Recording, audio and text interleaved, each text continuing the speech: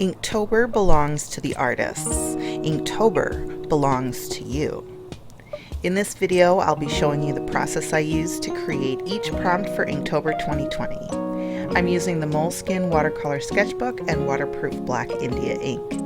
Other supplies I may use include white gouache, metallic and white paint markers, and black waterproof pigment liners. All materials are listed in the description box below. All pieces are also posted daily on my Instagram, so go follow me there to see them ahead of the video. I love hearing from you, so definitely feel free to reach out to me there as well. For this prompt, I didn't actually know what I wanted to do until I'd started. I had considered doing another set of koi fish like my first video, but I didn't want to do something I'd already done. I also thought about an anglerfish since it's pretty creepy and would be appropriate for spooky season, but then I thought a lot of people would probably do the same thing and probably do it better than I could. I wanted to do something that I really connected with and that I felt like really came from me and not just inspired by someone else's work. Growing up, my favorite movie was Disney's The Little Mermaid, and one of my favorite scenes was when she was looking up at the ship from underwater. The vastness of the ocean and the darkness of the deep compared to the sunny surface always appealed to me. I definitely wanted to be a mermaid when I grew up. A child can dream, right? So I thought a lot about that, and I thought I could incorporate a piece of that feeling here. I've been experimenting a lot lately with ink and ink washes, and I really feel like that practice has benefited me with this piece. It uses a lot of the techniques I've learned, such as allowing the ink to flow on the wet paper to get some interesting bloom effects. The school of fish was a relaxing part of the piece too, and I liked that I didn't have to focus too much on getting the shapes right or drawing scales and details. My favorite part of my work has always been the impressionistic backgrounds and seeing how the materials can flow together, which I think really came out in this piece.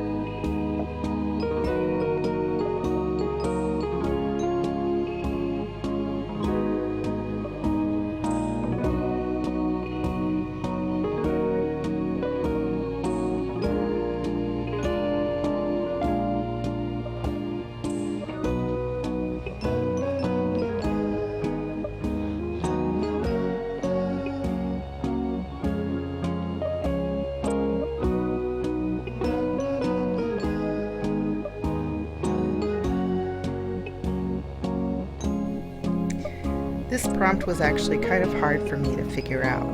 I looked at a lot of different sources for inspiration, such as swirling wisps of smoke, and I thought about doing maybe wisps of hair blowing in the wind, but I didn't really want to do a portrait because that would take a lot of time, and doing a drawing a day and filming, recording, and editing all of that just seemed like far too much effort for me, so I ultimately decided on something like a will-o'-the-wisp. So I play Minecraft on PC with mods sometimes, and there's a mod called Thaumcraft that is like magic and stuff, and it has creatures called wisps. They're little glowing balls of anger that zap you if you get too close. So I envisioned a couple of these wisps swirling around together in a dark forest at night, and that's what I did here. To be honest, I had no idea how to make them look like they were glowing. I thought I'd use some gouache or something, but in the end I was satisfied with how it actually turned out. I focused mostly on setting the scene with the background, again letting the ink dance around on the wet page.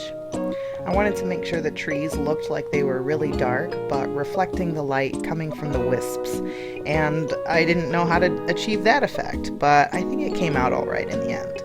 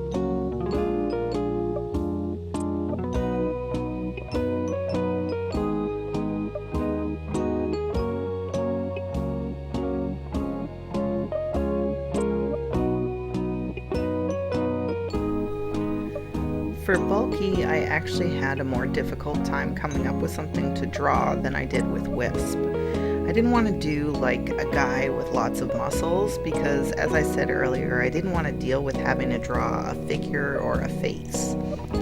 At first I thought of a giant teddy bear eating a slice of cake, but I didn't like how my sketch came out for that idea, so then I tried a person wrapped up in a bulky blanket, like drinking hot cocoa or something. But then again, that included a person, so I scrapped that idea.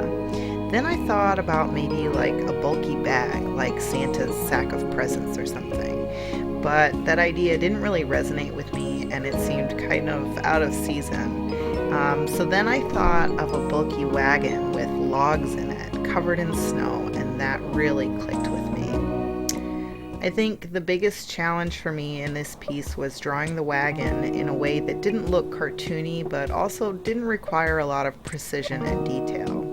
I wanted to mostly focus on the snow and the background, but I ended up doing more with the wagon than I had originally planned, and I actually like how it looks. I think the trees could have been a bit darker in value, so the snow would stand out more, but by the time I realized that, it was too late, because I'd already put the white gouache on it, so I just left it. But I definitely learned a lesson for next time, which is what this challenge is all about, right?